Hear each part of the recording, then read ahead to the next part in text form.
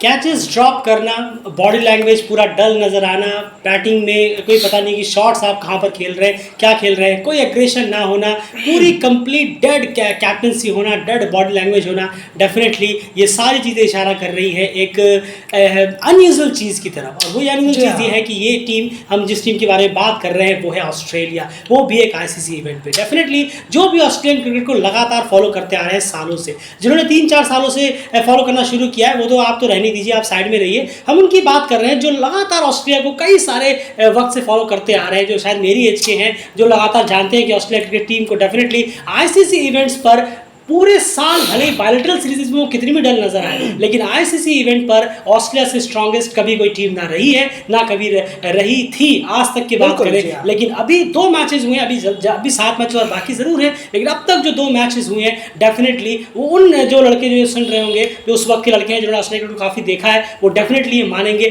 कि ये वो ऑस्ट्रेलिया दूर दूर तक नजर नहीं आई। इस ऑस्ट्रेलिया को उन्होंने कभी नहीं देखा होगा। अगर वो आईसीसी इवेंट्स की हम बात करें, आईसीसी इवेंट्स हमारा मतलब है ओडीआई वर्ल्ड कप की हम यहाँ पर बात कर रहे हैं, ये परफॉर्मेंस यहाँ पर देखने को मिली है और दोनों मैचेस में यही हाल हमें देखने को मिला है। एंड आपने भी लगभग 3 वर्ल्ड कप ऑस्ट्रेलिया को देख लिए, 3 वर्ल्ड कप मैं बात करूँ अगर 2011, 15, 19, आपको क्या लगता है, आपने इस तरह की ऑस्ट्रेलिया पहले आईसीसी इवेंट में देखी है 50 ओवर इवेंट में? नहीं, बिल्कुल नहीं, क्योंकि कमिटमेंट गायब है, एक जज्बा वो भी गायब है, और कहेंगे पागलपन वो भी गायब है। और हमने देखा जिस तरीके से 2011 में क्वार्टर फाइनल में ऑस्ट्रेलिया हार रहा था, लेकिन ब्रेटली का जो एक डिटर्मिनेशन था, एक जो जज्बा था, कहीं ना कहीं वो लाजवाब था। चोट लगी है, पट्टी यहाँ बंधी हुई है, खून निकल रहा है, खून जो है वो टपक भी रहा है, लेकिन वो बॉलिंग कराने आ रहे हैं।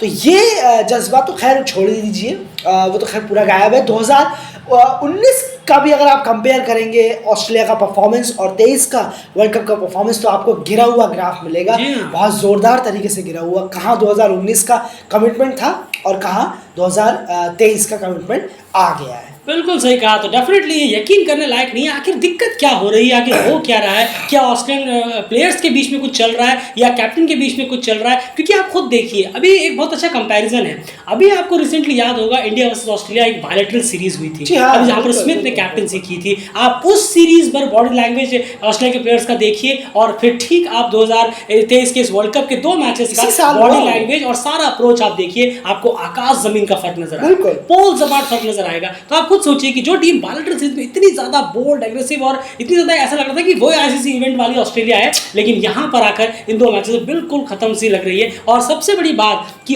इंडिया में आकर ऑस्ट्रेलिया से बेहतर तो कोई टीम खेल ही नहीं पाएगी। अगर हम ओवरसीज की बात करें, चंद ही टीम होगी जो खेल पाएगी, ऑस्ट्रेलिया तो उसमें से टॉप टीम होगी। इंडिया के बाद अगर कोई इन कंडीशंस पर बेहतर खेल रहा है, तो ऑस्ट्रेलिया ने काफी क्रिकेट खेला है और 7-8 प्लेयर तो इंडिया में इतने क्रिकेट खेल चुके हैं जिन्हें तो बहुत ऑब्वियस होना चाहिए हर तरह के ग्राउंड से, लेकिन वो बॉडी लैंग्वेज, वो भूख, वो एग्रेशन, वो अप्रोच बिल्कुल भी ऑस्ट्रेलिया किसी भी प्लेयर में नजर नहीं आया अभी तक इन 2 गेम्स में, अगर हम बात करें। और आज तो और बदतर हाल हमें देखने को मिला है। लेकिन नहीं हो रहा कि आखिर हो क्या रहा है, कुछ चल कोई डिस्प्यूट चल रहा है, कोई इनर डिस्प्यूट चल रहा है, फिर चल क्या रहा है, ये हो क्या रहा है माजरा, कुछ तो यहाँ पर फिशी जरूर नजर आता है कि ऑस्ट्रेलिया दूर दूर तक नजर नहीं आती जो ऑस्ट्रेलिया हम आईसीसी इवेंट्स पर देखते हैं। एंड दूसरी तरफ यहाँ साउथ अफ्रीका भी आज खेली है। साउथ अफ्रीका ने फिर से आज 300+ का टारगेट लगाया और एक प्लेयर ने सेंचुरी भी लगाई। साउथ अफ्रीका की बैटिंग की बात करें अगर, तो उसे आप ओवरऑल कैसा एनालाइज करना चाहेंगे? नहीं, ज़रूर देखिए, अगर हम बैटिंग को देखें तो यहाँ मिली जुली एक कहना होगा कि एक रिएक्शन है बैटिंग को लेकर कि डी कॉक ने बैक टू बैक सेंचुरी जमाई, यानी कि वो ज़बरदस्त एक टच में है। इस पूरे थ्रू आउट द टूर्नामेंट में हमें मिलेंगे भी वो रन्स करते हुए, भले शतक ना करे, ये मत सोचिएगा डेडिकेट कह रहा है कि शतक ही मारते रहेंगे, ऐसा नहीं है।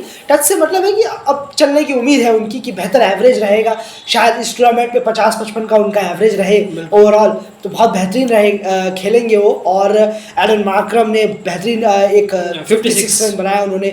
बहुमा और डॉसन को एक अच्छी एक साझेदारी मिली, 35 रन बहुमा, 26 रन डॉसन अपना विकेट देकर चले गए। लंबी इनिंग्स और हो सकती थी इनकी, लेकिन कहीं ना कहीं थोड़ा सा, जैसे डॉसन ने पिछले मैच में शतक जड़ा था, तो यहाँ पर भी थोड़ा सा अपने आप को काम रखते तो बहुत ओवर थे, आराम से जा सकते थे बॉलिंग में या पिच में, ऐसा कोई भी दिक्कत या परेशानी थी नहीं। उसके बाद थोड़ा सा आखिरी के 10 ओवर में साउथ अफ्रीका ने बहुत ज़्यादा ख़राब कहना होगा क्रिकेट खेला है, 4 विकेट भी गंवाए हैं, रन्स उसके मुताबिक आए नहीं है जिस तरीके से दूसरे फेस में आए थे 179 रन, उसके मुताबिक 10 ओवर में शायद मुश्किल से 60 या 70 रन ही बने हैं अगर देखें, और 4 विकेट भी गंवा दिए, तो वो आखिरी का फेस, वरना 300 350 का साउथ अफ्रीका का टारगेट होना चाहिए था। ज़रूर है साउथ अफ्रीका की जो बैटिंग यूनिट है वो थोड़ा सा एक टोटल जो है वो पोस्ट करने में कामयाब तो नहीं हुई, लेकिन 300 उनको क्या मालूम था कि 311 भी एक पहाड़ जैसा स्कोर ऑस्ट्रेलिया के लिए हो जाएगा, लेकिन स्कोर तो टफ था। इसमें और ऐड होने लायक मामला बन सकता था साउथ अफ्रीका के लिए, लेकिन वो कर नहीं पाया। बिल्कुल। तो यहाँ पर अगर दूसरी तरफ ऑस्ट्रेलिया की बॉलिंग की बात करें, हमने पहले ही कहा उनके बॉलर से लेकर बैट्समैन से लेकर हो सबकी लाइन और लेंथ एकदम हवा है। लाइन और लेंथ से वो भटक चुके हैं, कौन सी लाइन में ऐसा वो उनका लग रहा है 11 के 11 प्लेयर्स का इंक्लूडिंग बॉलर्स का भी कि वो शायद लाइन और लेंथ जानते ही नहीं है। बिल्कुल। आप सोचिए स्टार्क की बात करें, जाम्पा की बात करें, हेजलवुड की बात करें, क्या पैट कमिंस की बात करें, क्या इन प्लेयर्स को ये बताना पड़ेगा बिल ग्रेड को या हमें आपको कि अब आपकी लाइन और लेंथ गलत हो रही है? क्या इन प्लेयर्स को नहीं पता कि हमारा लाइन गलत जा रही है? पहले मैच में भी दूसरे मैच में भी देखने को मिला। पहले मैच में शुरू में जो 2 रन पर 3 विकेट इंडिया की गिराती, बस उसके बाद पूरी तरह से कहानी अलग रही। यहाँ पर स्पिन में मैक्सवेल ने 2 विकेट जरूर निकाले, लेकिन जाम्पा का जो खराब परफॉर्मेंस का जो दौर है वो अभी भी जारी है और इस मैच में भी उनका डिजास्टर शो देखने को मिला। स्टार्क भी वो रिदम में हमें नजर नहीं आते जिस रिदम में हम उन्हें जाने जाते हैं आईसीसी इवेंट्स के लिए। तो डेफिनेटली आईसीसी इवेंट्स का कंपेयर अगर आप करेंगे तो कोई भी एक चीज अभी तक ऑस्ट्रेलिया की मैच नहीं करेगी उनके किसी भी और आईसीसी इवेंट से कंपेयर अगर हम करने चाहे वो बॉलिंग हो, बैटिंग हो या फील्डिंग हो। फील्डिंग में तो डिजास्टर परफॉर्मेंस हो रही है यार। पहले मैच में भी कैचेस छूटे, विराट कोहली का कैच छूटा, उसका देखा हमने, मैच पूरी तरह से हाथ से निकला, एक रनआउट छोड़ा था वहां पर राहुल का। इसके बाद यहाँ पर देखें तो इस मैच में लगभग 5 से 6 कैचेस छोड़ चुके हैं और वो कितने ज़्यादा डिकॉक 69 रन पर थे जब उनका कैच छूटा और उन्होंने शतक भी मारा। और ऐसे कई सारे 4-5 कैचेस यहाँ पर छूटे हैं जहाँ पर डेफिनेटली आप 40 से 50 रन यहाँ बचाए जा सकते थे। तो कहीं ना कहीं बहुत ही ज़्यादा पुअर रही है बॉलिंग भी और ऑन फील्ड अप्रोच भी पूरे ऑस्ट्रेलियन का अगर हम बात करें। वहीं पर यहाँ जब ऑस्ट्रेलिया चेस करने के लिए जब आया तब मैं खास करके टॉप ऑर्डर की बात मैं करना चाहूँगा। David Warner, Mitchell Marsh, Steve Smith, लाभ अगर बात करूं मैं, स्टॉइनिस, इन सब विकेट्स को आप किस तरह से देख रहे हैं? ये विकेट्स देखकर और हमें वो मिल गया, हमें पुख्ता सबूत मिल गए कि यहाँ कुछ गड़बड़ जरूर है। बिल्कुल सही कहा आपने। ये एक्टिंग करना अपने आप में ये बड़ा अजीब लगा कि प्लेयर आउट होने के बाद एक्टिंग करते हुए ग्राउंड से बाहर निकल रहे हैं। ये काम हीरो वगैरह का रहने दीजिए। आप लोग आउट हुए हैं तो आप मानकर सीधा चले जाइए कि हाँ आउट हुए हैं। बड़ा अजीब लगता है। स्टॉइनिस जिस तरीके से कर रहे थे, स्पेसिफिकली स्टॉइनिस, बिल्कुल ग्लव्स लगा है तो लगा है, इसमें क्या ऊपर का ग्लव्स, नीचे का ग्लव्स, फिर हैंड चेक करिए। जरूर है, सब कुछ चेक करना चाहिए, अच्छा रहता है, उससे क्लियर होता है। लेकिन आउट है, आपके खेलने का तरीका देखिए। मिचेल मार्श का देखिए, आपने सीधा खड़ी कर दी बॉल। पहले तो आप क्रॉस खेल गए, बिल्कुल पहले तो आप स्ट्रगल ही कर रहे थे पूरे वक्त ही ग्राउंड पर। वार्नर भी बहुत ज़्यादा स्ट्रगल कर रहे थे, बहुत ज़्यादा कर रहे थे वो, और उन्होंने सीधा अपना कवर एरिया में मारा और सीधा फील्डर के डॉसन के हाथ में कैच दे बैठे। स्मिथ भी आ रहे थे थोड़ा टच में लग रहे थे। एक ही प्लेयर थे ऑस्ट्रेलियन पूरी बैटिंग लाइनअप में, टॉप ऑर्डर की मैं बात कर रहा हूँ, जब तक 5 विकेट गिरे थे। स्टीव स्मिथ जो फुल टच में नजर आ रहे थे, उन्हें कोई दिक्कत नहीं हो रही थी, लेकिन वो भी आउट। बिल्कुल बेहतरीन एक रिव्यू लिया रबाडा डिकॉक ने, एक अपना लक आजमाने के लिए कि देखते हैं आउट है यानी, क्योंकि लग भी रहा था वो कहीं ना कहीं तीसरे स्टंप पे जाके लगता और एग्जैक्टली वो हुआ भी। लेग स्टंप पे जाके वो बॉल जो है वो हिट कर रही थी और स्मिथ भी आउट हुए। ऐसे देखते देखते फिर मैक्सवेल आउट हुए। मैक्सवेल भी जिस तरीके से खेल के गए, अक्रॉस खेलने के गए, वो भी उन्होंने सीधा केशव महाराज को अपना कैच थमा बैठे और वो भी वहाँ से चलते हुए पड़े। तो जिस तरीके से प्लेयर आउट हो रहे हैं, रिएक्ट करके ग्राउंड से बाहर जा रहे हैं, हजम नहीं होता कि ऑस्ट्रेलियन टीम क्या हो गया। ऑस्ट्रेलिया टीम को इसी साल चलिए, हमें पीछे जाने की कोई ज़रूरत नहीं है, जाना तो पीछे ज़रूर चाहिए, लेकिन हम इसी साल बायलैटरल सीरीज़ को ही ले लें जहाँ स्मिथ कप्तानी करते हुए नजर आ रहे थे। ऐसा लग रहा था कि वहाँ पर देखकर कि ऑस्ट्रेलिया का आखिरी मैच है, इसके बाद ऑस्ट्रेलिया मैच ही नहीं खेलेगा। इस तरीके का एक पावर, एक जज्बा, पैशन नजर आ रहा था प्लेयरों में। अब वो सब तो यहाँ से गायब है। ऐसा लग रहा है कि खेलने का मन नहीं था। एक बात मैं छोटी सी जल्दी से कहना चाहूँगा, यहाँ प्लेयरों को देखकर ऐसा लग रहा है, बोलना नहीं चाहिए, मुझे पता नहीं, मुझे ऐसा लगा, ये पर्सनली ये मुझे फील हुआ देखकर, ऐसा लग रहा है कि प्लेयर डरे सहमे से लग रहे हैं। बिल्कुल कहीं और है, कहीं और उनका ध्यान है, बस है यहाँ पर दिखाने के लिए कैमरे, बॉडी यहाँ है, लेकिन सोच, माइंड सब कुछ कहीं और छोड़ कर आए। ऐसे जैसे हमें कोई डरा दे कॉलर पकड़ कर बीच बाजार में, तो हम घर कैसे जाएंगे?